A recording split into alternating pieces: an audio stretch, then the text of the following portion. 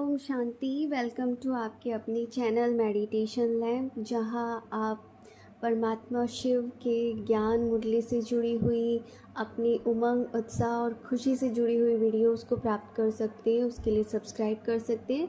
अभी हमारी अव्यक्त मुरली सीरीज़ चल रही है 1972 की, जिसमें आज 27 फरवरी की मुरली हम लोग पढ़ रहे हैं। 27 फैब की मुरली है ये 72 की, जिसका टाइटल है होली हंस बनने का यादगार होली।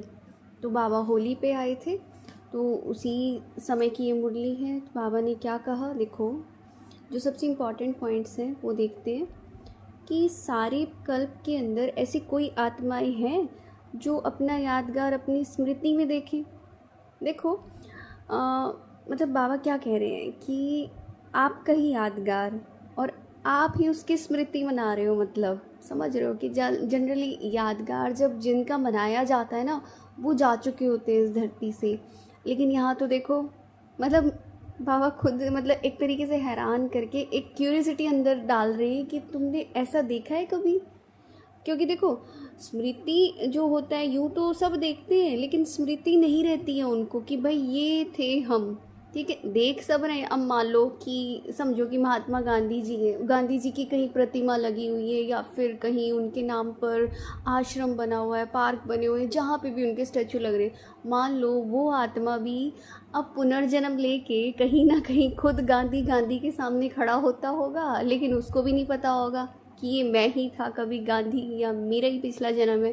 तो सेम ये चीज़ कि जो तुम ये सारे त्यौहार वगैरह मनाते हो, फेस्टिवल मनाते हो, या फिर तुम्हारी जो यादगार मंदिर के अंदर दिखाई देते हैं, तो कोई ऐसा देखा है तुमने कि जिनको स्मृति भी हो? कि मना तो सब लेते हैं लेकिन स्मृति नहीं होती। तो कितनी वंडरफुल बात है ना ये। कितने मतलब इस तरफ बाबा ना ज्ञान को इतने अलग अलग डायमेंशन से हमें समझाता है ना कि खुद की बुद्धि तो शायद जाए भी ना इस तरफ। कैसे कितनी गहरी बातें ढूंढ के लाते हैं। बाबा कहते हैं कि सिर्फ आप आत्माओं का पार्ट ऐसा है जो इस स्मृति से अपनी यादगार को देखते हो, बाकी तो ऐसा कोई भी नहीं होता। मतलब देखो, बच्चे बनने से ही पहले पहले स्वस्मृति द्वारा सदा विजयी बनने का तिलक बाप द्वारा लग ही जाता है। ठीक है, और इसकी यादगार फिर क्या दिखा दी है वो पंडित लोग। उनके पास जाओगे, सबसे पहले तो क्या करते हैं वो लोग? तिलक लगाते हैं। ठीक, तो ये जो सारी रस्में आपको दिखाई हुई है ना, ये ब्राह्मणों द्वारा अब ही चलती हैं। कौन से ब्राह्मण? ये मुख वंशावली ब्राह्मण, वो वाले ब्राह्मण नहीं। तो ये सारी चीज़ें हैं। तो इन ब्राह्मणों का पिता रचयिता तो साथ है ही ब्रह्मा। ठीक है, तो बच्चे शब्द ही बाप को सिद्ध कर देते कि बच्चे कौन कहेगा, यानी बच्चे कहने वाला बाप ही तो बच्चा बच्चा कहेगा, या हमारे भाई बहन हमारे को बच्चा बच्चा कहेंगे, हम उनके बच्चे थोड़ी ना हो जाएंगे। बाप ही ऐसा कह सकता है। तो बाबा ने यही कहा कि बलिहार जाने वालों की हार नहीं होती, और यही स्मृति जो है ना, ये समर्थी को लेके आती है। और इस समर्थी में यानी समर्थ हो जाते हो तुम। समर्थ मतलब तुम एबल हो जाते हो उस कार्य को करने के। स्मृति से समर्थी आती है। जैसे ही स्मृति आई, आपको समर्थी यानी उस कार्य को करने की मतलब आप ये कह सकते हो विल आ जाती है आपके अंदर, वो पावर आ जाती है। समझे कि हनुमान था, उसको स्मृति दिलाई सबसे पहले, अरे तुम तो पवन पुत्र हो, तुम तो उड़ सकते हो, तुम्हें क्या बड़ी बात है, तुम सागर इतना विशाल देख के तुम तो इसको ऐसे ही पार कर लोगे। ठीक है, जैसे स्मृति आई उसको स्मृति आ गई, अरे मैं तो उड़ सकता हूँ। उसके बाद उड़ के उसने तुरंत सागर पार कर लिया। मतलब जो भक्ति में दिखाई गई कथाएं, तो ये सब क्या है? ये दंत कथाएं या आपको स्टोरी के रूप में समझाने के लिए दिखाई गई हैं। नेक्स्ट पॉइंट देखते हैं। तो स्मृति से समर्थी आने से सभी सिद्धि प्राप्त हो जाती है, अर्थात सभी कार्य क्या हो जाते हैं? सिद्ध हो जाते हैं। ठीक है, तो यही बात हो गई। नेक्स्ट इम्पॉर्टेंट पॉइंट है कि देखो अपना ना, ये देखो कि कितनी निश्चय बुद्धि हो। और निश्चय बुद्धि कहेंगे किसको? देखो 1% भी अगर आपको अनिश्चय है ना कि मैं तो भाई 99%, तो 99% निश्चय बुद्धि इज़ इक्वल टू 0% निश्चय बुद्धि। कि निश्चय माना निश्चय, उसके बाद मतलब उसमें परसेंटेज हो ही नहीं सकती। अगर देखो एक छोटा सा परसेंट, जैसे जहर है, जहर तो एक बूंद भी काफ़ी है। आप एक बाल्टी के अंदर, एक ड्रम के अंदर डाल दो तो जहर ही कहलाएगा कि नहीं मेरे को ना 99% इतना तो निश्चय है। और वो जो 1% का मार्जिन है, यानी उसका कोई आपको निश्चय नहीं है। तो समझे? तो बाबा क्या कह रहे हैं, सिर्फ बाप में निश्चय को भी निश्चय बुद्धि नहीं कहा जाता। सुन लो कि तुम सिर्फ बाप के अंदर निश्चय कर रहे हो। बाप में निश्चय बुद्धि के साथ साथ अपने आप में भी निश्चय बुद्धि होना चाहिए।